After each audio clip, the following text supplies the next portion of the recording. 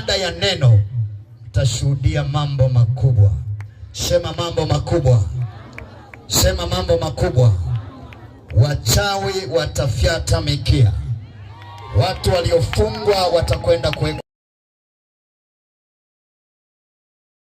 Madam mkutano umewekwa katika kijiji hiki, tumeshafunga kila kazi za wachawi. Haiwezekani tuendelee kuhubiri hapa. Tumeshafunga na natangaza kwamba kuanzia sasa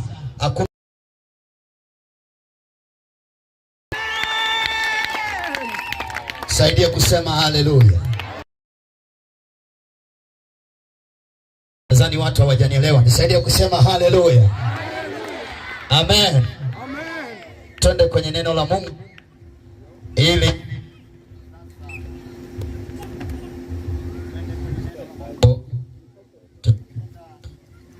naomba hizo nani zake uziegeshe ziniangalie hizo.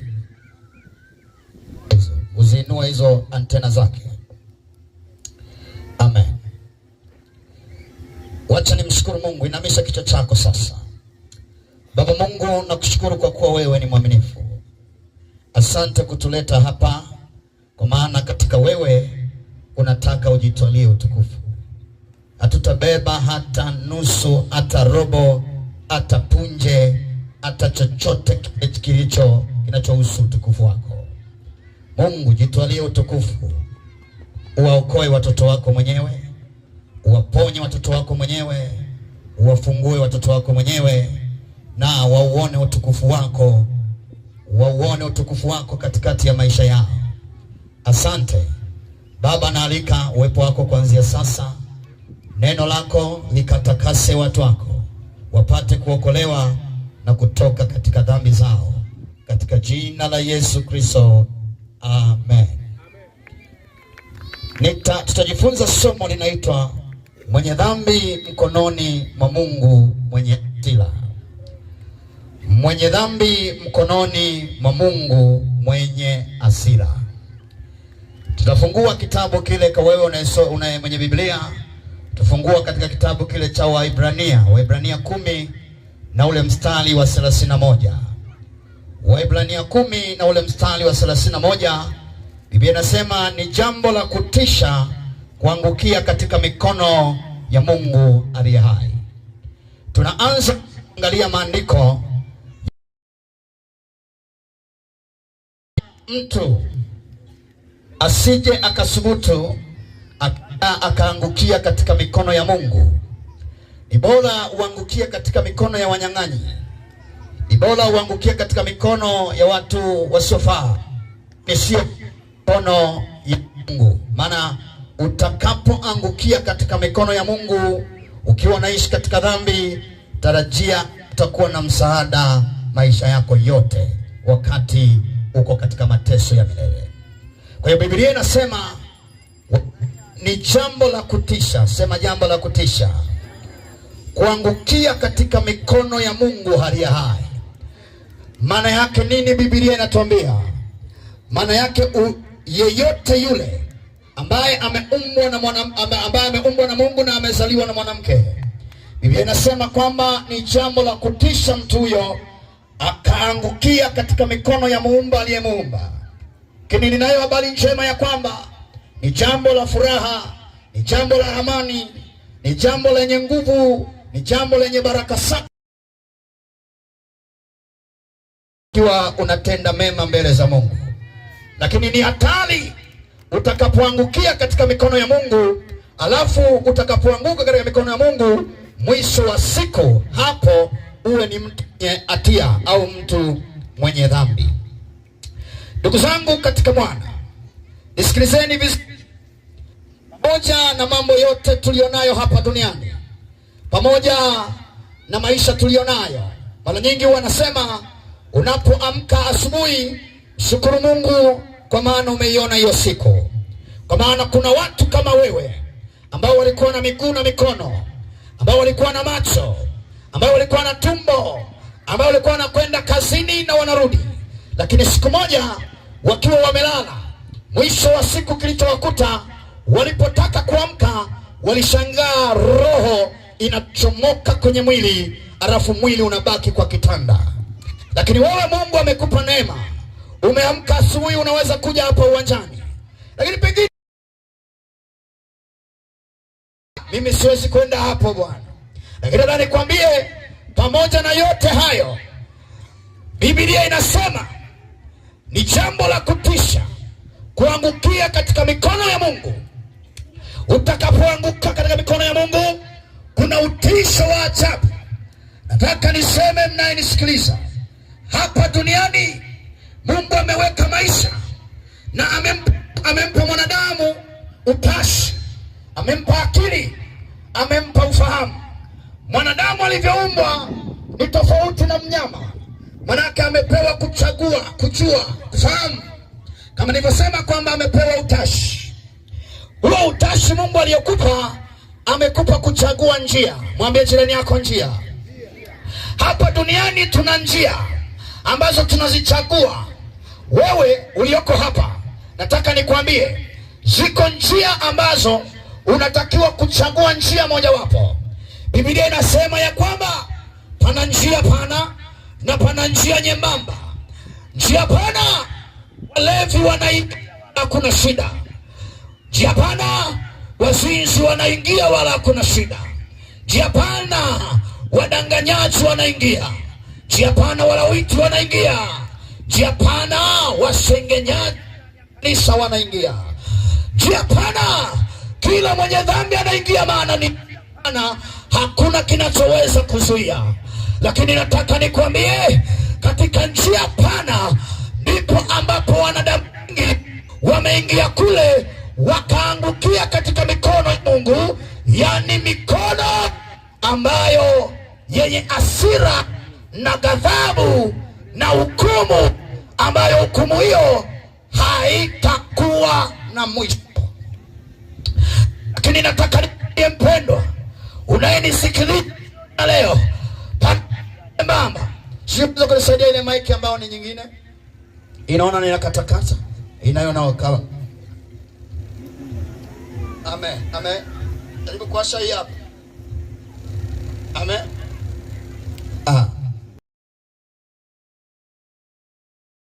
Tena kwa Bwana asifiwe sana. Ile njia nyembamba ni njia ambayo kila mwenye dhambi hawezi ukapita na pembe la uzinzi. Lazima kwanza, ili upite kwenye ile njia nyembamba, Mungu ashepu lile pembe, upite ukiwa umenyoka, kwa sababu njia ile hauwezi kupita na chochote kinachoitwa uovu.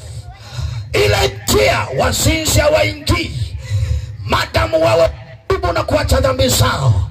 Ile njia waongo hawaingii.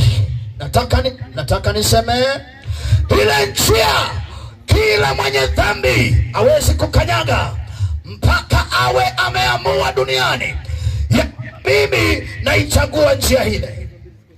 Nisikilize watu wa Mungu, uko hapa, umekaa hapa, tuko hapa, wengine wako wanatusikiliza. Miaka ijayo, miaka 100 mbele, wengine hata sio miaka 100, miaka 10 ijayo, miaka 20 ijayo, miaka mingine 70 ijayo, hapa unapona, miaka 150 ijayo, 200, hatutakuwepo duniani. Unania Mungu, hatutakuwepo wapi? Hatutakuwepo wapi?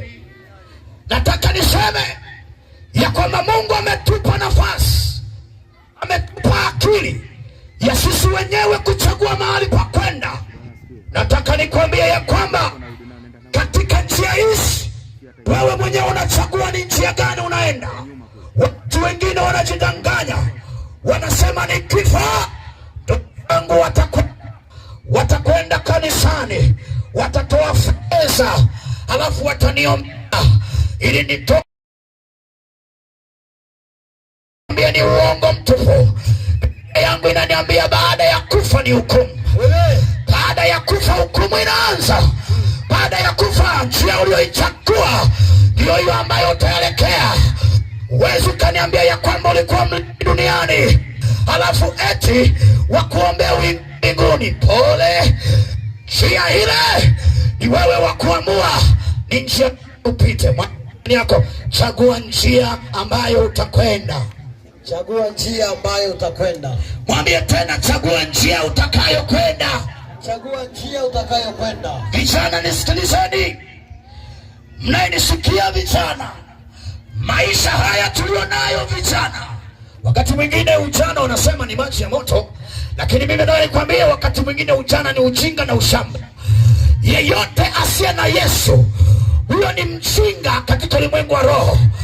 Wale waliookoka, waliompata Yesu, hao ni wajanja, maana wamechagua njia nyembamba, njia hiyo ambayo wataishi na Mwokozi milele. Njia hiyo utasema mimi na dini nitaingia. Ngoja nikwambie, watu wengi wao wanajisifu, mgusa kidogo anakuambia mimi na dini yangu, kwa hiyo pole, weka ubirie wengine. Lakini ndio nikwambia hapa, dini haiwezi kumwokoa mtu. Anayeokoa ni Yesu. Yeye ndiye anayebadilisha. Ana dini zimekokota wazinzi ndani, ndio maana dini zimekokota tawi ndani, ndio maana dini zimekokota warevi. Hata mwizi akifa anawekewa msalaba, kumaanisha alikuwa ni mwanadini. Lakini nataka nikwambie kijana, nataka nikwambie binti, mwenye maana ni Yesu. Tafuta Yesu, usitafute dini. Tafuta Bwana, usitafute dini yoyote. Amen. Watu wanajisifu na dini zao, lakini mbinguni hakuna dini. Mbinguni hakuna dini, mpendwa. Hautafika kwenye lile lango la mbinguni ukasema lango nifungukie. Mimi ni Pentekoste, mimi ni mu-EAGT au mu-TAG, mimi ni mu-Elim Pentekoste, mimi ni kanisa takatifu la Mungu, nataje kanisa langu. Unasema lango nipishe. Nataka nikuambie, lango lile litafunguka kwa wale watakatifu.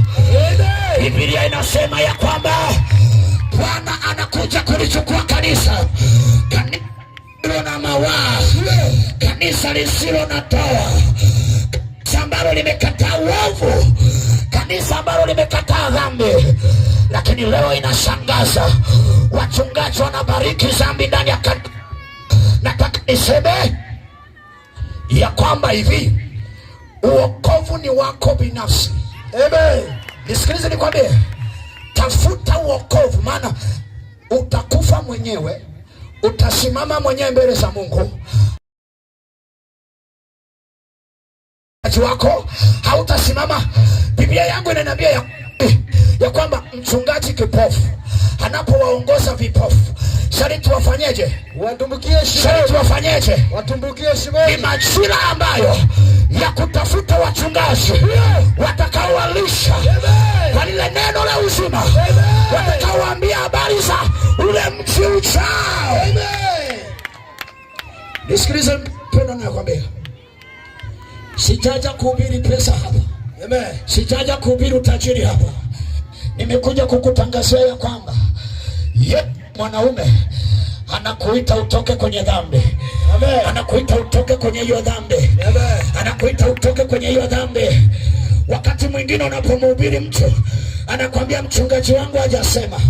Nisikilize, mchungaji si Mungu. Ninayo habari njema. Yesu akisema ni zaidi ya wote. Fuata Yesu. Na wale wachungaji ambao wanamfuata Yesu, utajua ya kuwa hawa wanamfuata Yesu. Ndio. Haleluya.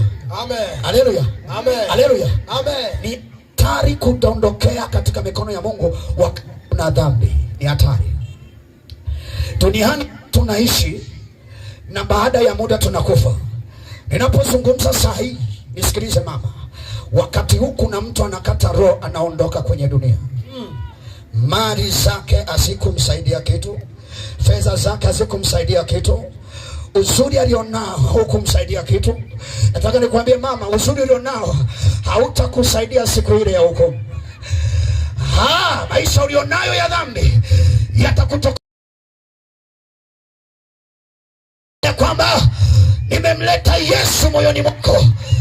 Sijaileta dini, nimemleta Yesu anayeokoa. Yesu akiingia ndani, ulevi unaacha. Yule mwanaume ni hatari.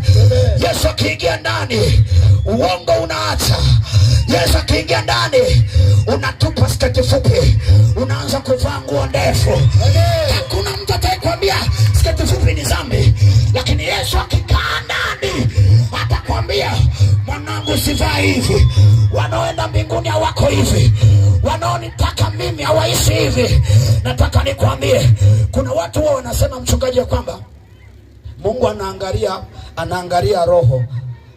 Ukiwaambia sasa, mama, uacha kuvaa kimini, anasema Mungu anaangalia ndani, angalii nje. Hii ni kauli ya shetani. Sema kauli ya kishetani. Kauli ya kishetani. Mungu anaangalia ndani, nje. Na Biblia inasema ya kuwa miili yenu ni hekalu la nani? La Roho Mtakatifu. Mwili wako ni hekalu. Yani maana yake Roho wa Mungu anaketi hapo. Yani ile Roho Takatifu lazima hekalu lake. Yesu anaangalia ndani, huku umevaa kimini. Wewe ni mwili ambao ni Yesu anakaa ndani, Roho Mtakatifu anakaa ndani, na yeye atakayeharibu hekalu, Biblia inasema nabiwa.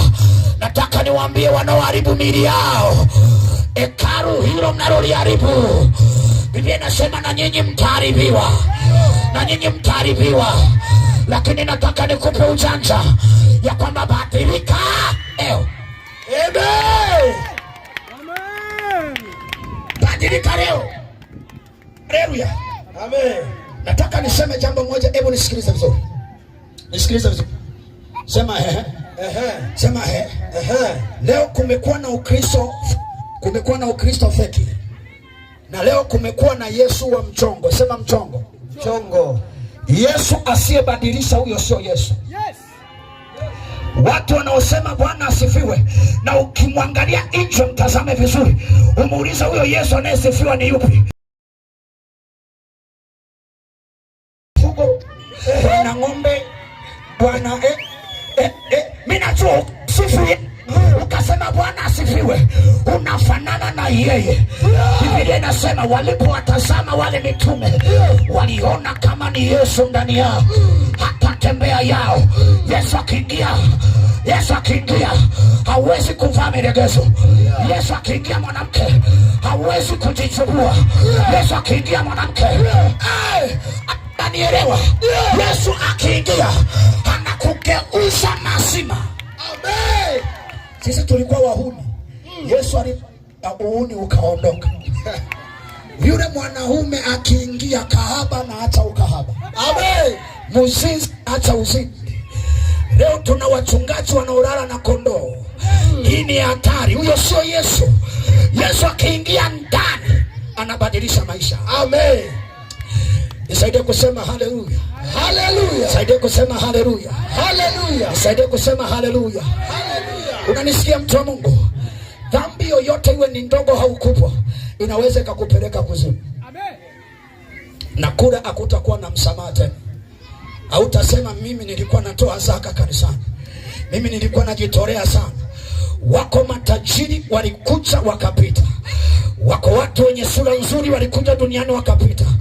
Tulikuwa tuna viongozi wa nchi ambao wakitembea, usalama wa taifa unawazunguka, bunduki tunaangalia hivi. Lakini siku moja ilipofika, Mungu akaitaka ile roho, bunduki asiku. Hakuna yoyote aliyeweza kuzuia kile kifo. Kila mtu aliondoka. Nataka nikwambie, hakuna kitakacho kusaidia baada ya kufa isipokuwa utakatifu, isipokuwa usafi wa moyo. Amen. Isipokuwa usafi wa moyo. Bwana asifiwe. Leo tuna tatizo kubwa. Benipo sadaka ukarimu. Leo tuna tatizo. Leo tunafanyaje? Hapa nitaongea ndani na mchungaji niruhusu na shepu ndani ya kanisa na shepu na nje ya kanisa. Amen. Hatuwezi kuhubiri walevi alafu wakaja kanisani Hiyo sio kanuni ya Mungu. Hatuwezi kuhubiri waongo wakaingia kanisani na uongo. Maana yake nini? Sisi tulioitwa na Mungu tunawahubiri watu kutoka duniani ili waingie kanisani waache udunia walionao.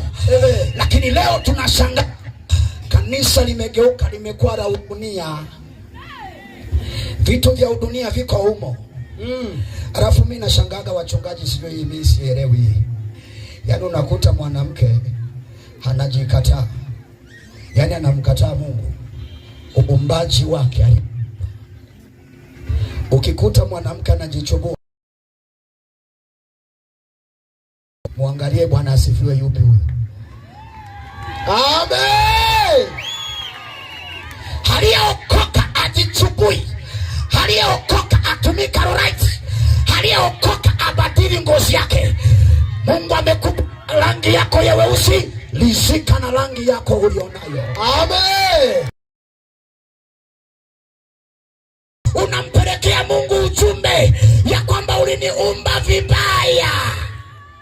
Ona Mchina alivyobadili ngozi yangu na meremeta. Lakini nataka nikwambie, mwili unaojivuna siku moja utaliwa na utatafunwa kabrini. Taka ujue mwanadamu anavyofanana, nenda kafukue kaburi. Yaani utakuta lidomo limekaa. Yaani ile sura aliyokuwa anaipodoa ile haipo tena. Fuvu. Unanielewa? Hivi kwa nini tusijiulize kwa nini wazungu huwa hawahangaiki kubadili ngozi zao? Lakini sisi weusi tuna taabu. Unakuta kuanzia chini, yani kucha za mwanamke ni bandia. Na nyusi zenyewe wamezikataa, sasa hivi wanazing'oa wanawake, wanazipiga nyusi za mkaa. Yani wewe huo mkaa ulioweka huku unaufananisha na zile nyusi alizokuumba nazo Mungu. Hivi una akili kweli? Unakuta yuko mwanamke hapa, yani yeye ukiangalia kichwani ameweka makatani. Sasa unajiuliza, hayo makatani Mungu amekupa nywele, lakini haujarizika na hizo nywele, unaweka makatani. Na yeyote aliye na makatani mbinguni haingii. Amen. Wewe mwanamke nisikie, pengine mchungaji wako amekwambia usiende kwenye ule mkutano. Nikupe pole, mchungaji wako hana mbingu. Mchungaji wako hana mbingu.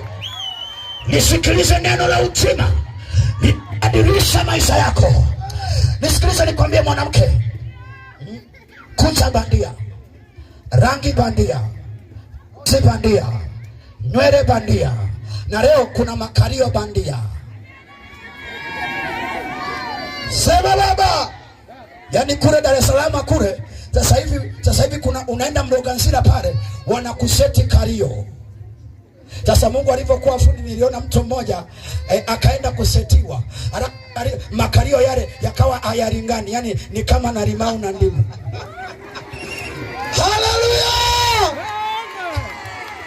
Mwanamke ulio hapa unataka kuingia mbinguni, usika na vile Mungu alivyokuumba.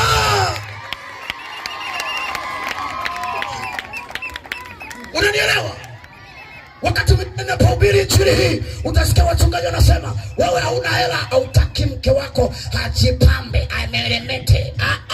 Sio amelemete. Ulizia waliojipamba kwenye Biblia walikuwa ni nani? Biblia inasema alikuwa ni Yezebeli, ndiye aliyekuwa anajipaka wanja. Lakini leo ndani ya makanisa wako Mayezebeli. Mungu amenituma nikwambie mwanamke, ondoa mapambo ili uingie mbinguni.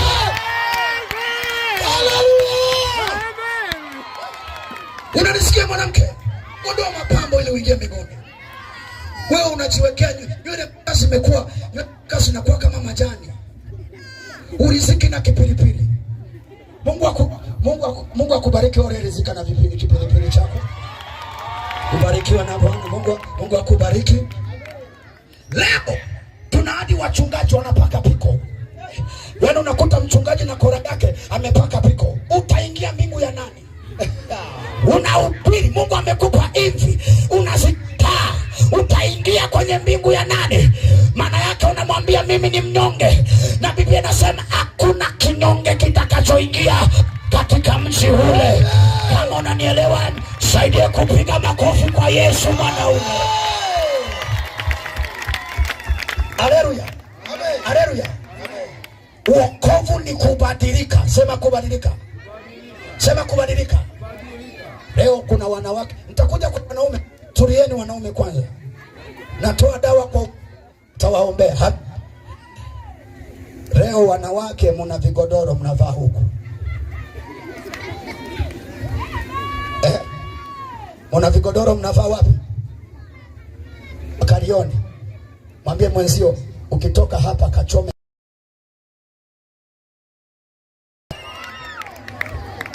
Mwambie usimwogope, mwambie unapokwenda uchome hicho kigodoro.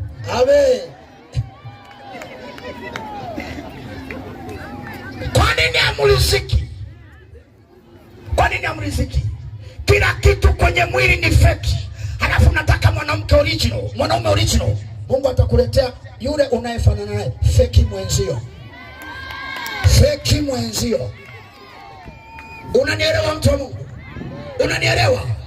Nataka nizungumze kwenye uwanja. Hakuna mbingu ya wapiga punyeto. Nyinyi wanaume, mwanaume yoyote mpiga punyeto ataingia mbinguni. Unanisikiliza wewe?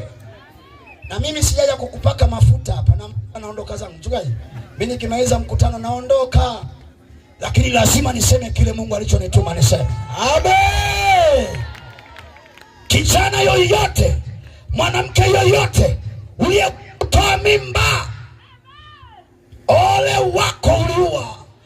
Una tofauti na muuaji. Mungu alikupa kiumbe, ukameza dawa na kukitupa chini. Ile damu inalia kwa ajili yako. Mungu amenituma anakuambia uitupie hiyo damu, maana baada ya kufa utahukumiwa kwa sababu ya umwagaji wa damu. Amen. Unasema huyu ni muuaji wakati wewe umeua. Wanawake mnaotumia uzazi wa mpango, ole wenu. Amen. Ole wenu.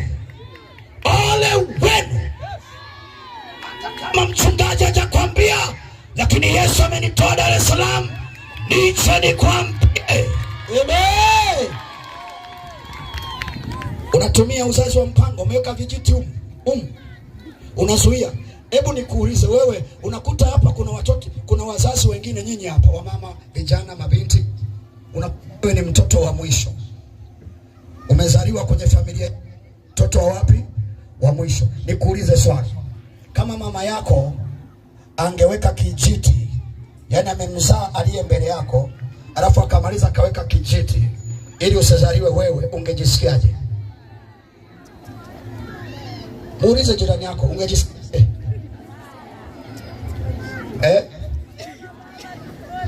Kama wewe unahitaji na umependa kuingia duniani, vile vile na huyu zuia naye alikuwa anataka kuwa duniani, Mungu atakuhukumu kwa kuzuia maisha yake kuwa duniani. Ole wako. Umetoa mimba, utatubu mbele za Bwana. Haleluya. Haleluya. Haleluya. Haleluya. Unanielewa mtu wa Mungu? Unanielewa? Mwanamke yoyote aliye kwenye kiwanja, sijajua labda huku, lakini si Dar es Salaam mambo ni mabaya sana. Mwanamke yoyote unayevaa suruali, Bwana amenituma nikuonye.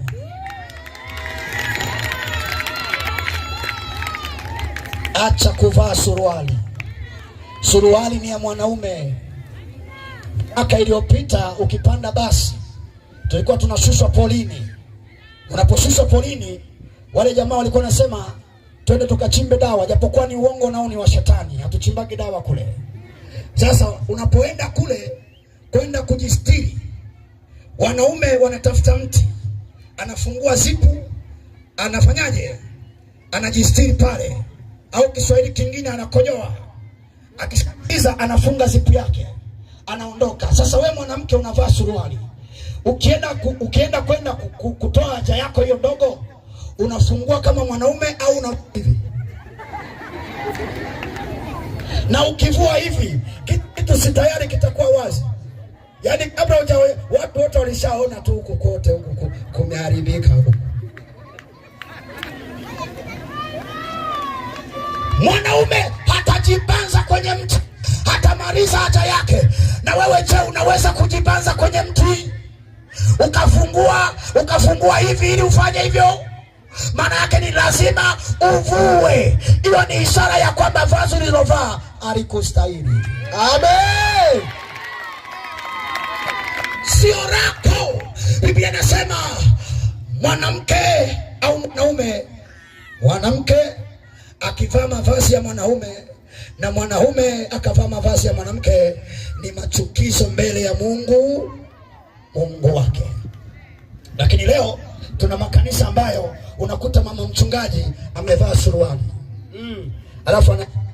Alafu anasema Yesu ni Bwana. Yesu ni Bwana. Yesu hawezi kuwa Bwana kwenye hayo mambo. Yesu anakuwa Bwana kwenye utawala wake. Amen. Haleluya. Amen. Haleluya. Kwa mfano wewe mama ulioko hapa, sema umeenda nyumbani umemkuta na mchuchumio anatembea hivi, wa kiume huyo, alafu amevaa na sindiria, utashtuka au yetu? Wakivaa vyako unashtuka, ukivaa vyetu unajifanya ujishtui. Atakwambia mama, ili vazi nililovaa ni jipya, limetoka kwa ajili ya wanaume. Utakuja kanisani utasema, baba mchungaji, mwanangu naona kama ameanza kuwa shoga. Lakini wewe haujioni kama umekuwa tomboi, jike dume.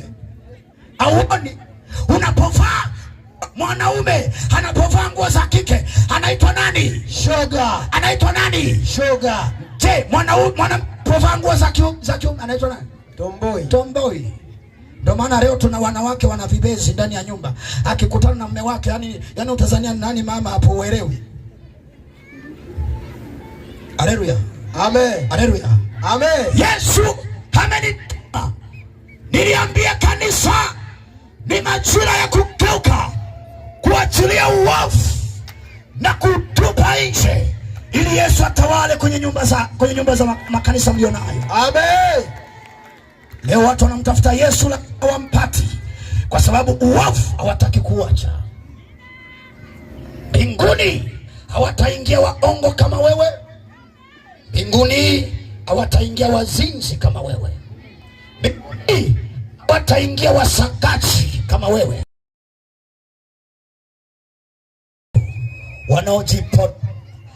Wanajipodoa wanakula na muda wa kanisani. Yaani huko Dar es Salaam ni hatari. Utakuta wanawake wako saruni. Yaani Jumamosi ile anashinda saruni. Halafu unakuta mimi bwana, hivi nyinyi wanawake, mimi siwezi kukubali. Yaani eti nimpe hela mke wangu,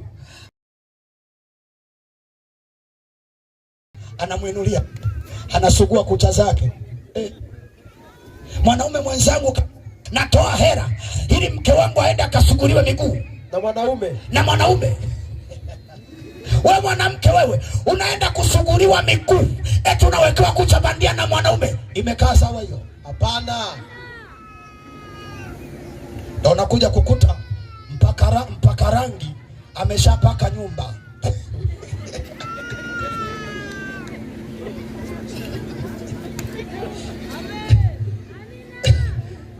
Una uwezo wa kuingia saruni ukakaa masaa kibao, lakini Jumapili likipita tu dakika 20 unaanza kulalamika kwamba mchungaji huyu naye hana hekima.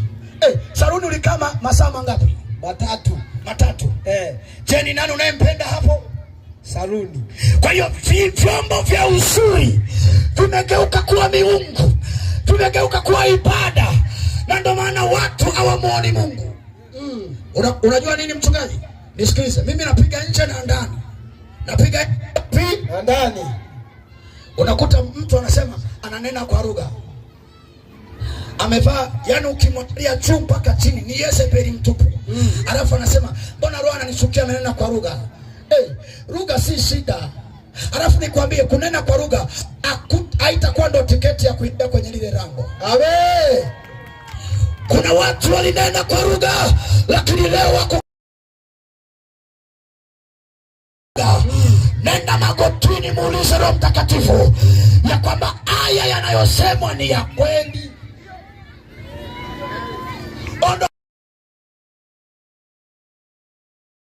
Mungu hata wampia yale yaliyo ya ukweli.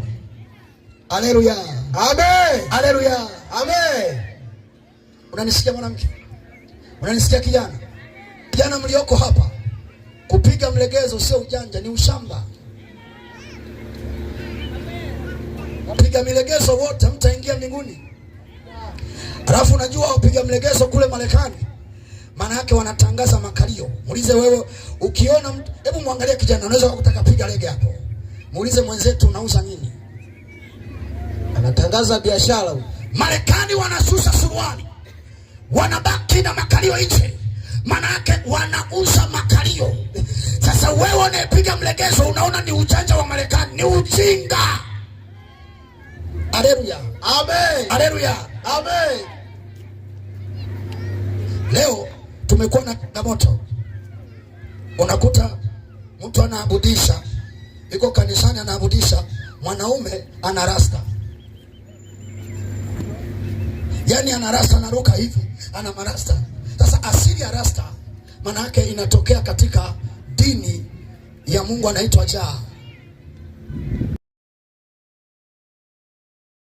Bob Marley ndo alikuwa fuga marasta, ni ibada ile.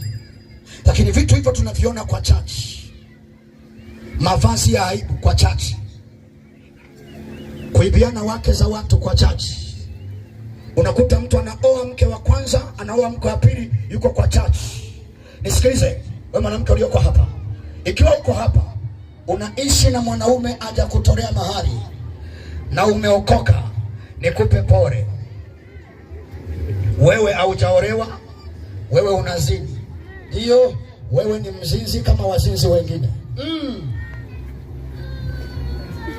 Umechepuka ukakuwa jamaa lako kaenda kuishi nalo likakuzalisha.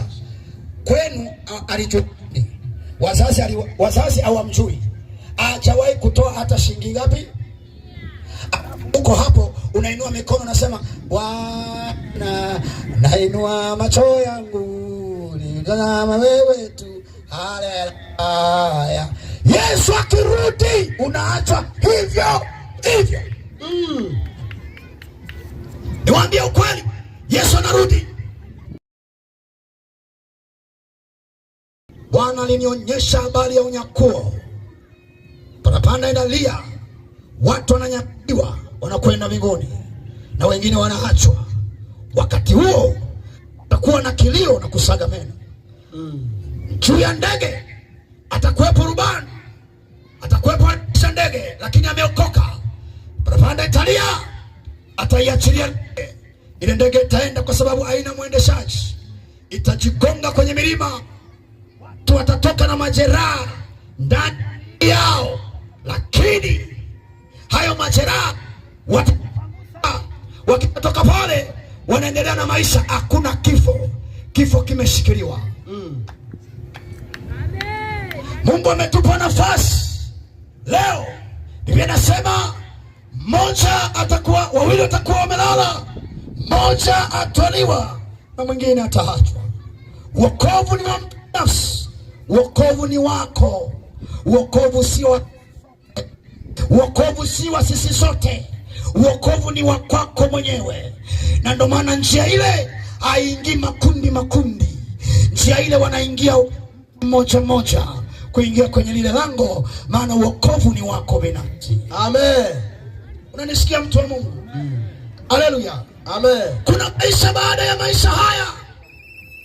Haya maisha Biblia inasema mwanadamu aliyezaliwa na mwanamke siku zake za kuishi si nini? Si nyingi. Tulikuwa na watu maarufu duniani lakini leo hawapo. Tulikuwa na Kanumba, yupo leo? Hayupo. Miaka iliyopita Nikiwa kule Masaki, nikaona msafara wa mtu mmoja anaitwa Mengi.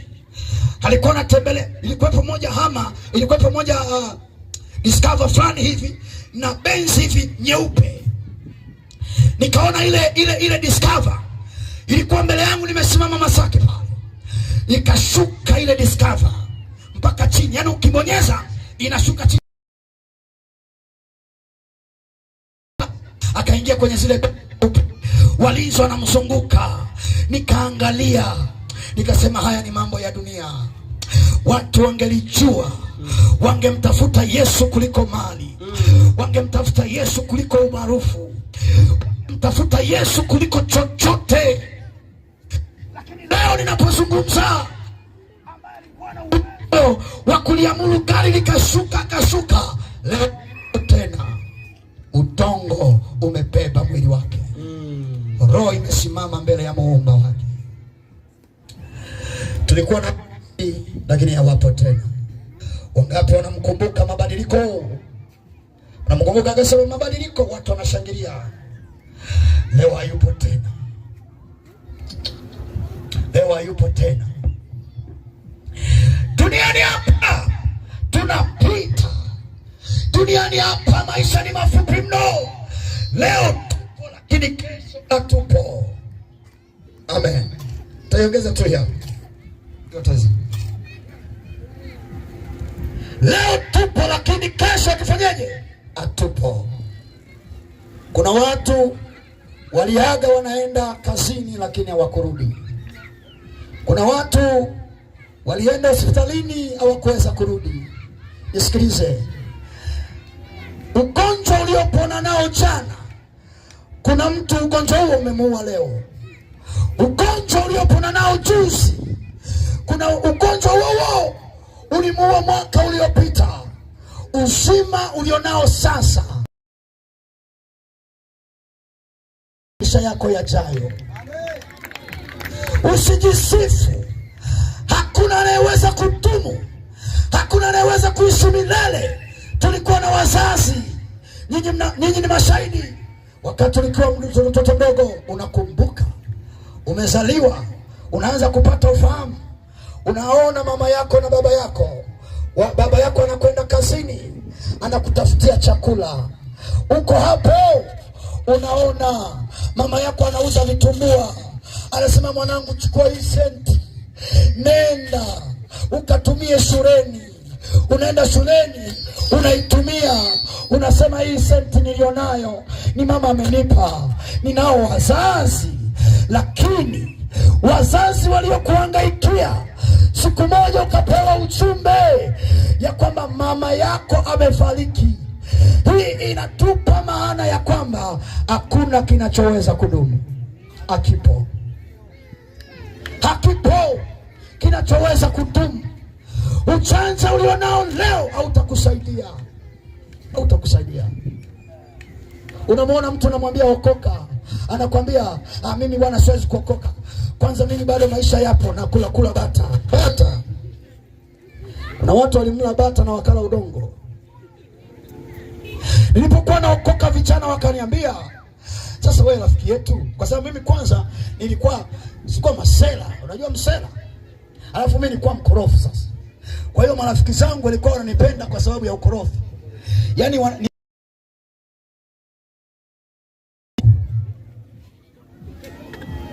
mimi sina hela lakini ni mkorofi. Wao wana hela lakini sio wakorofi. Ili ukorofi uwepo, inabidi mimi wanisukume. Wataniambia nenda pale. Utamkuta pale mama mmoja anacheza jukwaani. Yuko anacheza kwenye jukwaa lile disco. Wewe ndo unaenda, wewe ndo unakuanzisha pale. Unaenda kucheza, unakamata kiuno cha mwanamke, unaenda hivi. Unaona raha, kumbe ni ujinga. Wanapokusifu unaona raha, kumbe ni ujinga.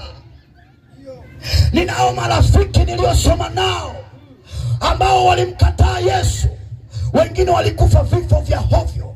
Kuna mtu mmoja namkumbuka, aliiba.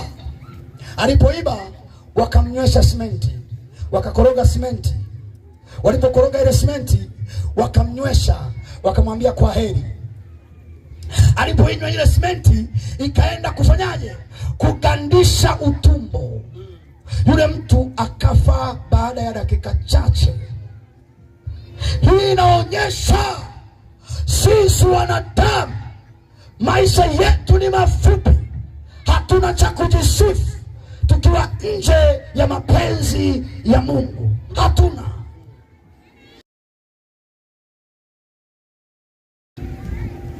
Unajisifu na mume uliye naye, unajisifu na mke. Mko hapa wengine mmeacha kanisa, mmeacha kwenda kanisani kwa sababu ya waume zenu.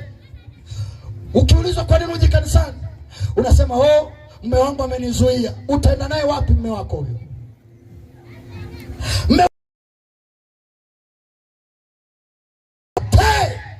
Biblia inasema, je, ni kipi kinachoweza kunitenga na upendo wa Kristo?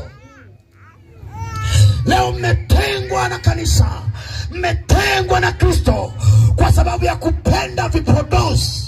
Kwa nini mwanamke? Kwa nini? Hiyo nguvu ulionayo leo ya kwenda kusuka nywele, siku moja hutakuwa nayo. Hautakuwa na uwezo wa kuinua hata kijiko.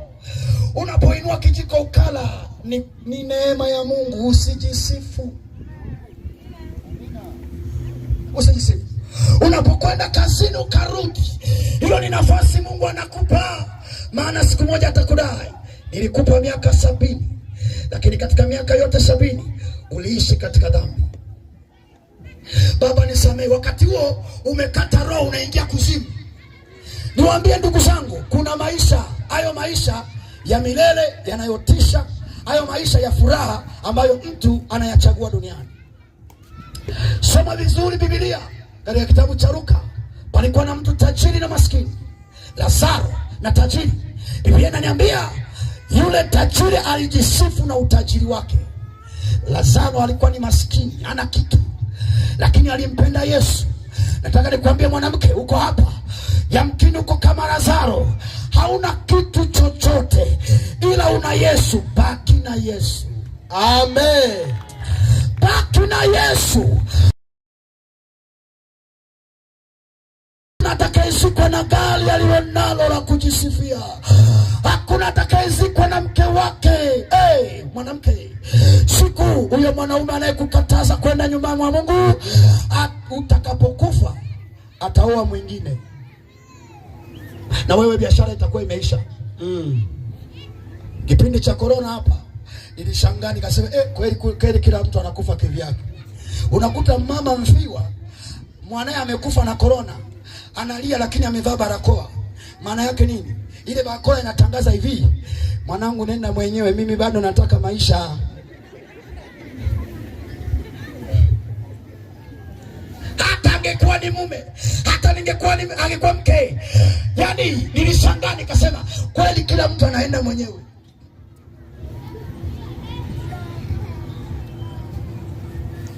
Urafiki unaishia makaburini.